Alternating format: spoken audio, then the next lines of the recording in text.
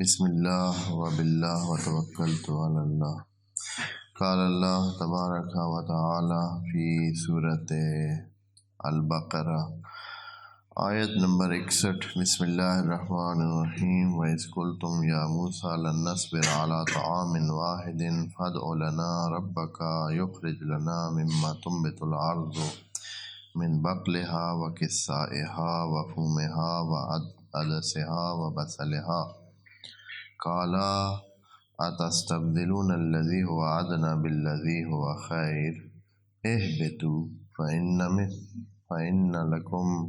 اهبطوا مصر فإن لكم ما سألتم وضربت عليهم الذلة والمسكنة وباءوا بغضب من الله ذلك بأنهم كانوا يكفرون بآيات الله وَيَقْتُلُونَ النَّبِيِّينَ بِغَيْرِ الْحَقِّ ذَلِكَ بِمَا عَصَوْا وَكَانُوا يَعْتَدُونَ إِنَّ الَّذِينَ آمَنُوا وَالَّذِينَ هَادُوا وَالنَّصَارَى وَالصَّابِئِينَ مَنْ آمَنَ بِاللَّهِ وَالْيَوْمِ الْآخِرِ وعليكم السلام من آمن بالله واليوم الآخر وعمل صالحا فلهم أجرهم عند ربهم ولا خوف عليهم ولا هم يحزنون۔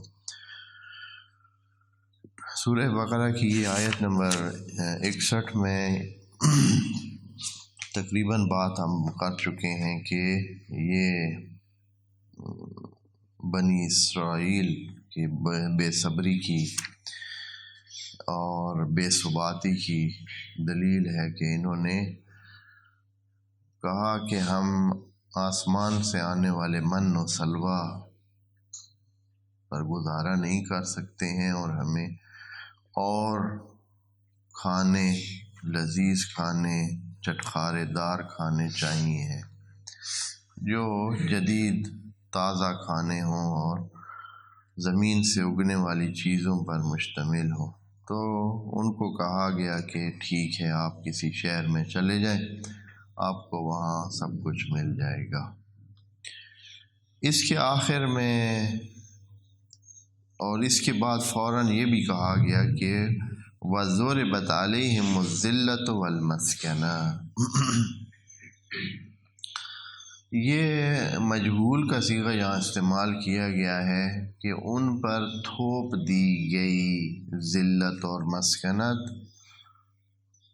یہ دلیل ہے اس بات کی کہ یہ ایک ایسی چیز تھی جو ان کے ساتھ اب چپکی رہے گی، پکی ان کے ساتھ لگا دی گئی ہے، فکس کر دی گئی ہے۔ پھر اس کی دلیل یہ بتائی کہ یہ لوگ ایک تو کفر برتیں گے۔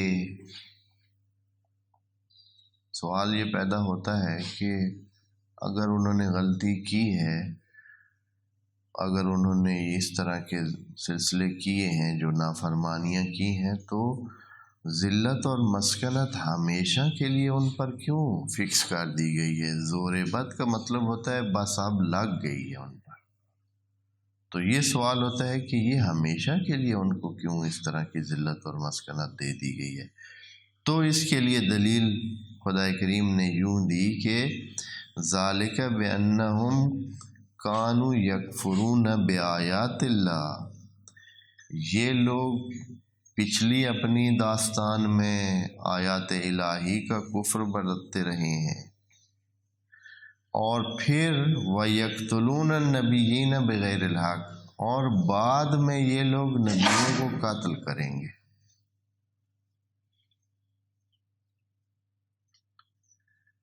ابھی قتل انبیاء پیش نہیں آیا ہے، یہ بہت دھیان کی بات ہے۔ دیکھیں آیت میں آیت کا اتار چڑھاؤ دیکھیں کہ پہلے جملے کے ساتھ کانو یکفرون لگا دیا،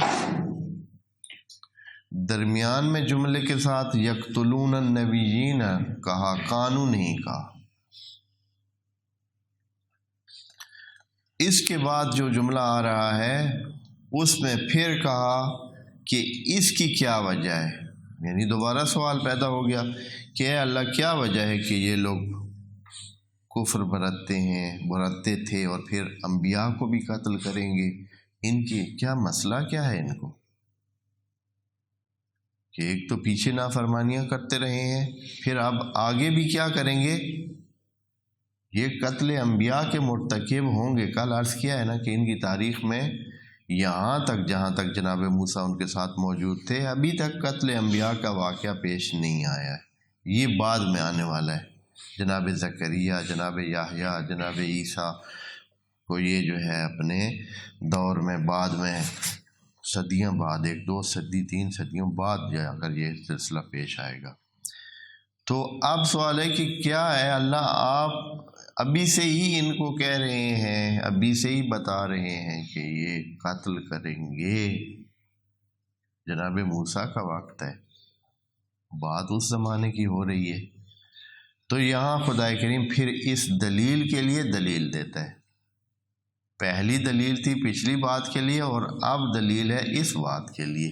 وہ کیا، یہ ذالکہ دوسری بات جو آیا ہو، یہ بہت تھوڑی چھوٹی چھوٹی چیزیں ہیں، توجہ کرنے والی ہیں۔ ان کے پاس ان کی توجہ سے آپ کو قرآن کی جو وہ اہمیت ہے، قرآن کی جو عظمت ہے کہ ایک ایک بات کتنے دھیان سے فکس کی گئی ہے۔ ذالکہ کہ یہ جو قتل انبیاء ان سے ہاتھ سے ہوگا، کیا ہوگا، ذالکہ بما عصوا، وہ جو نافرمانیاں کرتے تھے ان کے عصیان کی وجہ سے تھی۔ عصیان یعنی ایک ایسا انسان جو نافرمان ہے، یعنی اندر سے ہی اس کے اندر ایک ایسی طبیعت ہے کہ جو نہ ماننے کی ہے، بھائی نہیں ماننا، میں نے اپنے سے بڑے کا قابل احترام انسان کو وہ اہمیت نہیں دینی ہے، یا جیسے کہ خدا کے بارے میں کہ وہ نہیں کرنا جو اس نے کہنا ہے۔ عصیان ایک تو ان کی طبیعت میں، اور دوسری چیز کیا تھی، وَكَانُوا يَعْتَدُونَ، اور دوسرا یہ ہے کہ یہ لوگ کیا تھے، معتد تھے، یعنی اعتداء کرتے تھے، اپنی حدوں سے ہمیشہ یہ بڑھ کر ہی رہتے ہیں، اور اپنے اس حقوق پر گزارا نہیں کرتے ہیں، یہ دوسرے کے حقوق کو بھی اعتداء کرتے ہیں، ان پر تجاوز کرتے ہیں اور اپنی حدوں سے بڑھتے ہیں۔ اس لیے کیا ہوگا، یہ قتل کے بھی ارتکاب کریں گے۔ پس ذالکہ بما عصوا دلیل ہے کانوا یکفرون کی، اور وکانوا یعتدون دلیل ہے قتل انبیاء کی۔ یہ قتل انبیاء ان کے اندر موجود ہے، یعنی وہ جو اعتداء کا مطلب موجود ہے۔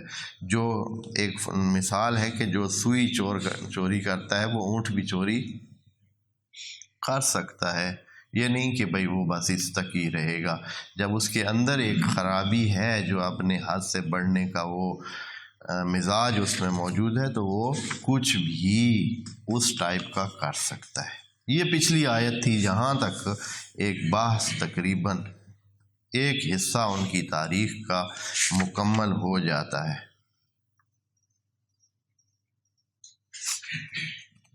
سرگزشت یہود میں ایک حصہ ان کو، درمیان میں خدا کریم ایک بند کی طرح، جیسے وہ ہوتا ہے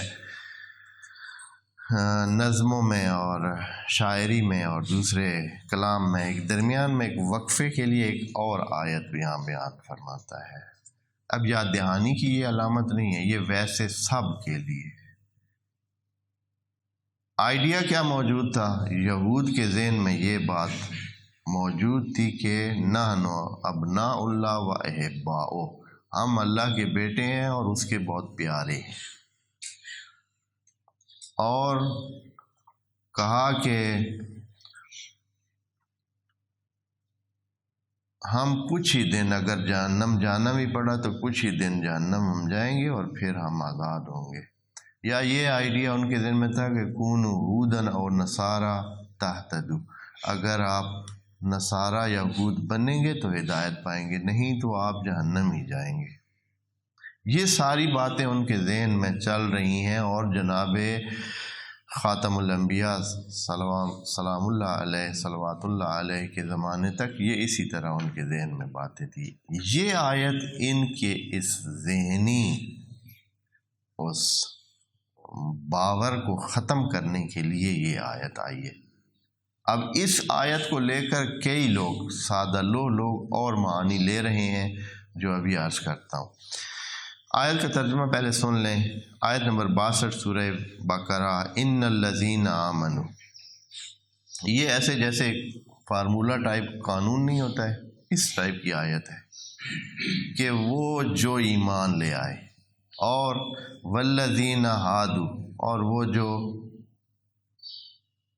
یہودیت اپنائے، والنصارى، اور وہ جو نصرانی ہوئے، 3 ہو گئے، والصابئین، اور وہ جو صابئی مذہب پر ہیں، یعنی جو مین مذہب آسمانی کتابوں والے یا آسمانی نبیوں والے مذاہب تھے، سارے گن دیے. اچھا کیا ہیں جی؟ حکم یہ ہے ان کا ٹوٹل، ان کے بارے میں اللہ کی طرف سے دیا گیا ہوا فارمولہ یہ ہے: من آمن باللہ والیوم الآخر، جو بھی ایمان لائے اللہ پر اور آخرت پر، وعمل صالحا، اور نیکی کرے، فلہم اجرہم، تو ان کو اپنا اپنا اجر ملے گا. یہ قرآن بیان کر رہا ہے نا، یعنی آج کی آیت ہے، سمجھیں، نبی کے زمانے کی آیت ہے. اللہ فرما رہا ہے کہ جو بھی ایمان لے آئے، یعنی مومن مسلمان ہو، الذین آمنوا یعنی مسلمان ہو، اور جو یہودی ہو، جو نصرانی ہو، جو صابئی ہو، اللہ پر ایمان رکھے، آخرت پر ایمان رکھے، نیکی کرے، اس کا بیڑا پار ہے. یعنی یہ ہے کہ وہ جہنم نہیں جائے گا، وہ جنت جائے گا. دیکھیں نا، وعمل صالحا فلہم اجرہم، ان کو اپنا اپنا اجر ملے گا، عند ربہم، اللہ کے پاس، ولا خوف علیہم ولا ہم یحزنون، نہ تو آگے کا خوف ہے، نہ ہی پچھلے کیے ہوئے پر کوئی حزن اور اندوہ اور غم ہے. بے غم، ہاں، جیسے کہتے ہیں کہ نو ٹینشن. اب یہ آیت جو اس انداز میں آئی ہے، کتنے لوگ ہیں جنہوں نے اس آیت کو لے کر کہا ہے کہ سارے دین ٹھیک ہیں. وہ آیت پڑھی بالکل فکس سی ہے، اضافی بات بھی نہیں ہے. اللہ کو مانیں، آخرت کو مانیں، اچھے کام کریں اور جنت میں جائیں. نبی کو، نبی خاتم کو ماننے کی ضرورت نہیں ہے، یعنی اپنے نبی سے ہٹ کر کسی نبی کو ماننے کی ضرورت نہیں ہے. اب یہودی نہیں مانتے ہیں، یہودی نہ تو حضرت عیسیٰ کو مانتے ہیں، نہ ہی نبی خاتم کو مانتے ہیں. عیسائی جو ہے وہ جناب عیسیٰ کو بطور نبی سابق مانتے ہیں یا شمار کرتے ہیں، ہمارے نبی خاتم کو نہیں مانتے. اور اگر ہمارے مومنین پچھلے نبیوں کو بھی نہ مانیں تو بھی وہ کیا ہو جائیں گے؟ ٹھیک ہے بھائی، چلے گا. اس لیے کہ یہاں تو کوئی شرط ہی نہیں ہے، صرف 2 شرطیں ہیں اعتقاد کے لحاظ سے، عقیدے کے لحاظ سے 2 شرطیں ہیں کہ اللہ کو مانیں، توحید کو مانیں اور قیامت کو مانیں، اور پھر عمل صالح کریں، نیکی کریں. باقی جتنے سلسلے ہیں ان کو چھوڑ دیں، نبی کو ماننے کی ضرورت نہیں ہے. آیت کا جو ظاہر ہے وہ یہی نظر آ رہا ہے، اور اسی ظاہر کی بنیاد پر کتنے جو جدید فکر والے مسلمان ہیں، جو جدید سوچ رکھتے ہیں، جو تھوڑا بہت پڑھ لیتے ہیں، کوئی علوم جدیدہ جیسے سائنس جسے آج کل کہتے ہیں. سائنس تو ویسے علم ہوتا ہے، کوئی بھی علم سائنس ہے، لیکن سائنس یعنی جو فزیائی اور کیمیائی اور یہ جو جیولوجیکل اور بایو اور وغیرہ، یہ جو جدید علوم پڑھ لیتے ہیں تھوڑے سے، تو وہ ان کا ذہن تھوڑا سا اور قسم کا بھی ہو جاتا ہے. یا پھر یہ ہے کہ اور دوسری جو آئیڈیالوجیز ہیں ان کا مطالعہ کر لیتے ہیں، تو وہ سمجھتے ہیں کہ یہ بات ٹھیک ہے، سارے انسانوں کو اللہ کہہ رہا ہے کہ سب کو، جو بھی اللہ کو مان لے اور آخرت کو مان لے، بس کام اس کا پورا ہے. اگر اسی آیت کو ہی ہم نے محور بنانا ہے، اگر تو صرف قرآن میں یہی ایک آیت ہوتی تو پھر تو کام چل جاتا اور بات انہی کی ٹھیک ہوتی، کیونکہ اس آیت میں تو یہی کچھ ہے، اس آیت میں کوئی اضافی بات نہیں ہے، صرف یہی کچھ ہے کہ جو یہ ہو۔ لیکن قرآن نے کہا ہے کہ اس قرآن کو آپ ایک ایک آیت اور ٹکڑے ٹکڑے نہیں لے سکتے۔ الذین جعلوا القرآن عضین، اللہ نے بڑی سختی سے ان کے بارے میں بات کی ہے کہ جو قرآن کو ٹکڑے ٹکڑے لیتے ہیں وہ فلاح نہیں پا سکتے ہیں، وہ ہدایت نہیں پا سکتے ہیں، وہ جہنم میں ہی جائیں گے، ٹکڑے ٹکڑے اگر لیں۔ بس کیسے لیں قرآن کو؟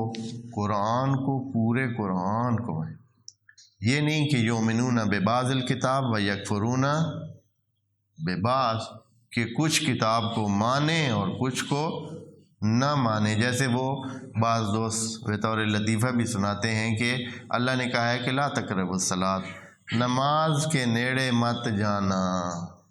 ہم تو اسی آیت پہ عمل کر رہے ہیں کب سے، ہاں؟ وہ جو آگے حصہ ہے وَأَنْتُمْ سُکارا، اس کو رہنے دیتے ہیں، یہ والا حصہ ہم اس کو اپنا لیتے ہیں کہ لا تقربوا الصلاۃ۔ اسی طرح اور بھی کئی آیات مل جائیں گی۔ تو یہاں ہم دیکھتے ہیں کہ آیا قرآن میں باقی جگہ پہ کیا اس کی وہ کی گئی ہے، آیا اس حوالے سے کوئی مسئلہ حل کیا گیا ہے، آیا شرط ہے کہ باقی نبیوں کو بھی ماننا چاہیے، نبی خاتم کو بھی مانے بغیر انسان کسی نتیجے پہ نہیں پہنچے گا، آیا اس طرح کی کوئی بات ہے یا نہیں؟ تو یہاں اس کی وضاحت میں عرض کرتے ہیں کہ بالکل اسی طرح ہے، قرآن کو ہم ایک آیت سے کسی مطلب کو نہیں لے سکتے جب تک کہ باقی قرآن کو اس کے ساتھ نہ پڑھا جائے۔ جیسے دساتیر عالم ہوتے ہیں، جیسے آئین ہوتے ہیں، کسی ایک شق کو آپ پڑھ کر آپ اس سے قانون حاصل نہیں کر سکتے ہیں، بلکہ آپ کو پورے قانون کو ایک دوسرے کے ساتھ رکھ کر جو ہے وہ دیکھنا پڑتا ہے، اور پھر جا کر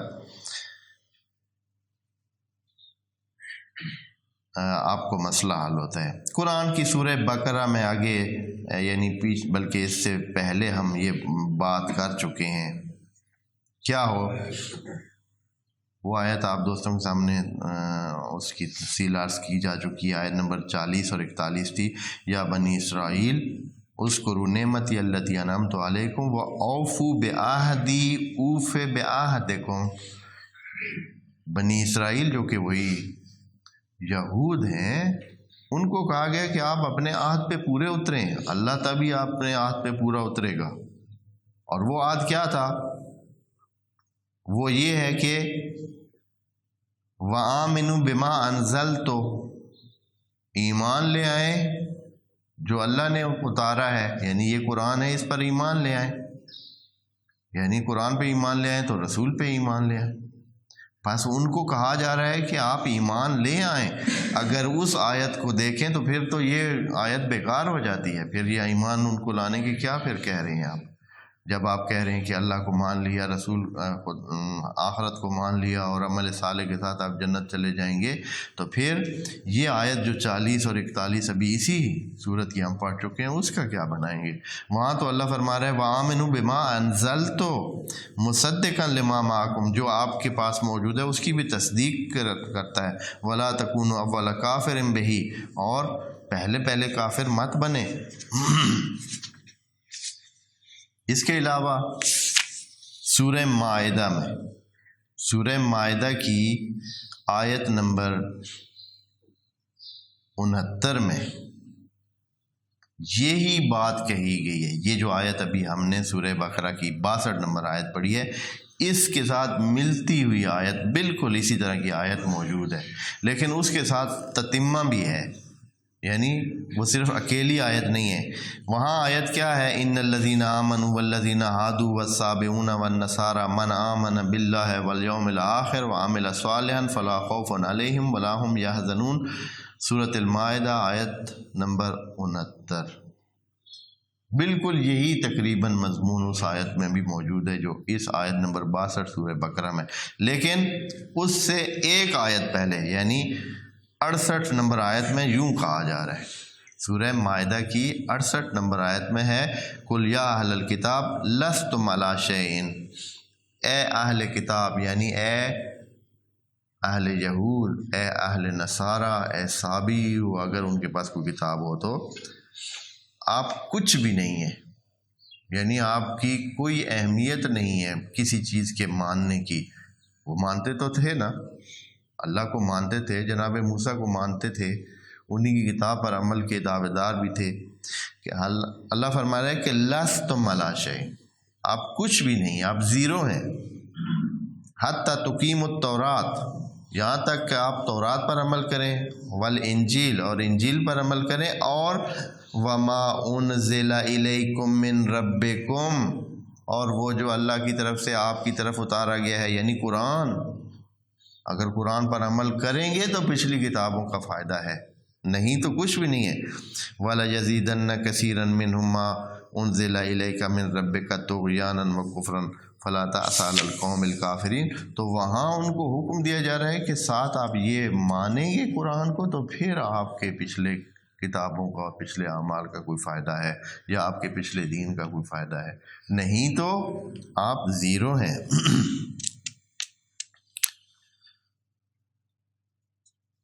اس کے علاوہ یہ تو چلیں، اس کو نگیٹ کرنے کے لیے 2 آیتیں ہم نے عرض کی ہیں کہ یہ بات جو یہاں لکھی ہوئی ہے یہ نامکمل ہے، اور مکمل بات یہ ہے کہ صرف پچھلی کتابوں پر ایمان لانا اور پچھلے انبیاء کو مان کر آخرت میں جنت پانا ممکن نہیں ہے، بلکہ جو موجودہ دین ہے، جو دین خاتم ہے، وہ بھی مانا جائے گا. تو پھر یہ تو تھی صرف اس آیت کے مقابلے میں، لیکن صریحاً ڈائریکٹ اللہ نے جنت کے لیے شرائط جو پیش کر دی ہیں وہ پورے قرآن میں موجود ہیں. اس میں سے ایک آیت پیش کرتے ہیں، یہ سورہ اعراف کی آیت نمبر 156 اور 157 میں ہے. کیا ہے جی؟ یہ آیت فرماتے ہیں کہ وَاكْتُبْ لَنَا فِي هَٰذِهِ الدُّنْيَا وَفِي الدُّنْيَا حَسَنَةً وَفِي الْآخِرَةِ إِنَّا هُدْنَا إِلَيْكَ. یہ جناب موسیٰ کی بات ہے. قَالَ عَذَابِي، تو اللہ نے جواب میں کہا قَالَ عَذَابِي أُصِيبُ بِهِ مَنْ أَشَاءُ وَرَحْمَتِي وَاسِعَتْ كُلَّ شَيْءٍ فَسَأَكْتُبُهَا لِلَّذِينَ، اللہ کی رحمت ان کے لیے ہے، لِلَّذِينَ يَتَّقُونَ وَيُؤْتُونَ الزَّكَاةَ، جو تقوی اختیار کرتے ہیں، عطا کرتے ہیں زکوٰۃ، والذین ہم بآیاتنا یؤمنون. الذین، یہ انہی کی کون ہے جی؟ یؤمنون کون ہے؟ الذین یتبعون الرسول النبی الامی. یہود اور نصارہ میں سے بھی صرف وہی مومن ہوں گے جو پیروی کریں گے رسول النبی الامی الذی یجدونہ مکتوبا عندہم، جس کو وہ اپنی کتابوں میں مکتوب پاتے ہیں، یعنی اس نبی کا نام ان کی کتابوں میں موجود ہے، اس کی اتباع کریں گے تو یہ مومن ہوں گے. الذی یجدونہ مکتوبا عندہم فی التوراۃ والانجیل یامرہم بالمعروف وینہاہم عن المنکر، جو ان کو امر بالمعروف اور نہی عن المنکر کرتا ہے. اور پھر آگے آیت ساری موجود ہے، اور پھر آخر میں ہے کہ فالذین آمنوا بہ، جو اس پر ایمان لیں، وعزروہ ونصروہ واتبعوا النور الذی انزل معہ، کہ جو اس کی مدد بھی کرتے ہیں، اس کی نصرت کرتے ہیں، اور اس نور پر ایمان، اس کی پیروی کرتے ہیں جو ان کے ساتھ نازل ہوا ہے یعنی قرآن مجید. تو یہ سارے کیا ہیں؟ یہ مومن ہیں. بس مومن ہونے کی شرط یہ ہے کہ اس زمانے میں جب کہ نبی خاتم آ چکے ہیں اور قرآن بھی آ چکا ہے اس زمانے میں، اور اس کے بعد یہ نہیں ہو سکتا ہے کہ جو صرف پچھلے کسی دین پر برقرار رہے اور اسی کو مان کر نیکیاں کرتا رہے تو وہ جنت۔ ہاں جو لا علم ہے اس کی علیحدہ بات ہے، وہ ایک علیحدہ بات ہے، لیکن جن کو پتہ چل چکا ہے اور جو اس وادی میں ہیں کہ نبی بھی آ گئے ہیں اور وہ اپنا موعظہ پیش کر چکے ہیں اور بہت سارے لوگ ایمان لا چکے ہیں، تو اس کے علاوہ ایک اور ایسی بھی دلیل ہے جس میں ٹوٹلی کسی کو نظر میں رکھے بغیر جب نبی خاتم آئے تو انہوں نے اعلان کیسا کیا۔ ان کے اعلان سے پتہ چلتا ہے کہ وہ آیا صرف مسلمانوں کے لیے ہے، یعنی یہ جو نئے بندے مسلمان ہوں گے جو اللہ کو مانیں گے ان کے لیے نبی ہیں، جو پیچھے سے دین لے کے آ رہے ہیں ان کے لیے نبی نہیں ہے کیا؟ تو یہاں اس آیت میں جو کہ سورہ اعراف کی 158 نمبر آیت ہے، یعنی اسی کے بعد قُلْ یَا أَیُّہَا النَّاسُ، اے سارے لوگوں جو بھی ہو، انی رسول اللہ الیکم، میں آپ سب کی طرف رسول ہوں، انی رسول اللہ الیکم جمیعاً، جتنے بھی انسان ہیں تمام کی طرف میں رسول بن کر آیا ہوں۔ یعنی اس کو ماننا اعتقاد کے حصے کے طور پر ضروری ہے۔ الذی جمیعاً الذی لہ ملک السماوات والارض، یہ اس اللہ کا صفات کا حصہ ہے، الذی لہ ملک السماوات والارض لا الہ الا هو یحیی و یمیت فآمنوا باللہ ورسولہ النبی الامی الذی یؤمن باللہ وکلماتہ واتبعوہ لعلکم تہتدون، کہ آپ ہدایت پا سکیں گے۔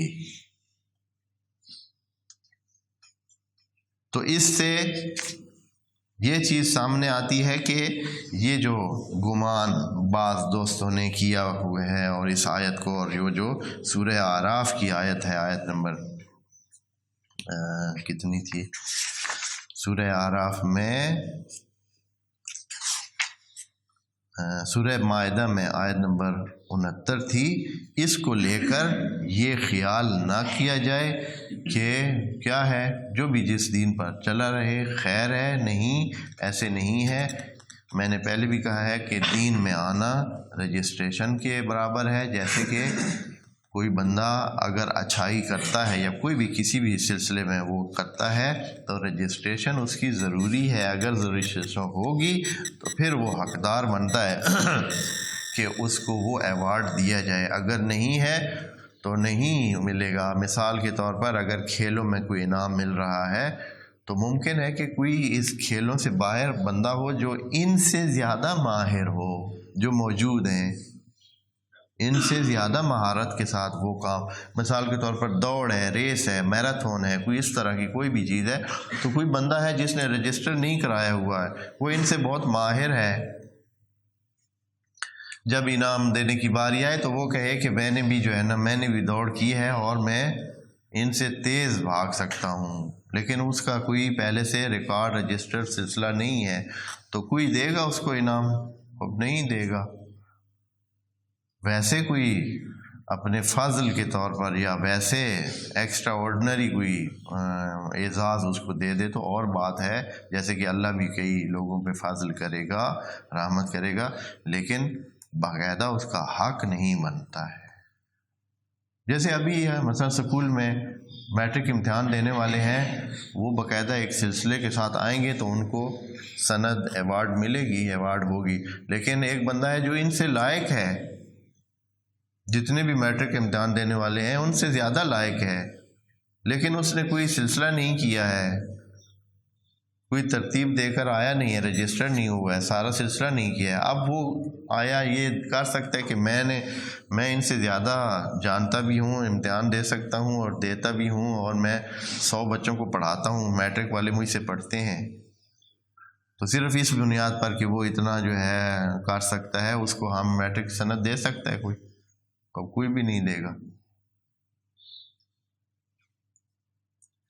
یہ جو دین کی طرف آنا ہے یہ ایک قسم کا پہلے سے اپنے آپ کو اس دائرے میں لے آنا ہے، پھر اس کے بعد اس کو جو ملے گا اس کا جو ایوارڈ ہے، اسی لیے تو ہونا ہے، نہیں تو دوسری طرف تو سب کے لیے ہے، یعنی جو جنت کا وہ حاصل کرنے کے کام کر کے جنت حاصل نہیں کریں گے وہ تو خود بخود ہی کدھر جائیں گے، وہ واضح ہے ان کا راستہ تو وَلَقَدْ ذَرَأْنَا لِجَهَنَّمَ كَثِيرًا مِنَ الْجِنِّ وَالْإِنسِ، انسان اور جنوں کی بہت ساری تعداد تو اسی لیے ہی ہے، وہ جا رہے ہیں اسی طرف ہی جا رہے ہیں، یعنی خود بخود ہی جا رہے ہیں، نابودی کی طرف تو جا ہی رہے ہیں، صرف جو بچنے والے ہیں وہ اس سے بچنے کا راستہ انتخاب کریں گے، وَإِلَّا اس طرف تو ہیں، وَإِنَّ جَهَنَّمَ لَمُحِيطَةٌ بِالْكَافِرِينَ۔ اچھا، پھر سے ایک ترجمہ ایک دفعہ عرض کرتا ہوں کہ ان الذین آمنوا، وہ جو ایمان ہے۔ اچھا، یہ ایک بات یہاں اس آیت میں یہ نقطہ بھی توجہ کریں کہ ان الذین آمنوا، یہاں پہلا جو جملہ ہے یہ گروپ کے طور پر بتانے کے لیے، یہ ایمان لانے کے لیے نہیں ہے کہ جو ایمان لے آئے، نہیں، یہاں مراد ہے یعنی جو مسلمان ہیں، جو مومن شمار ہو رہے ہیں، یعنی بطور مومن، دوسروں کے تو نام لیے نا، ان الذین آمنوا والذین ہادوا والنصارى والصابئین، یہاں یہ تین لفظ جو ہیں ان کے بھی تھوڑی بہت تشریح کر دیتے ہیں کہ یہ کن کو، کس طرح ان کو۔ ہادو کا لفظ قرآن میں استعمال ہو گیا اور اب یہ ان کے لیے عام ہو گیا ہے۔ اب اس میں بہت سارا اختلاف ہے کہ ہادو آیا یہ یہود سے ہے یا اس سے ہادوا سے ہے، کہ یہ جو ہے اس مادے سے ہے یا یہود سے ہی ہے۔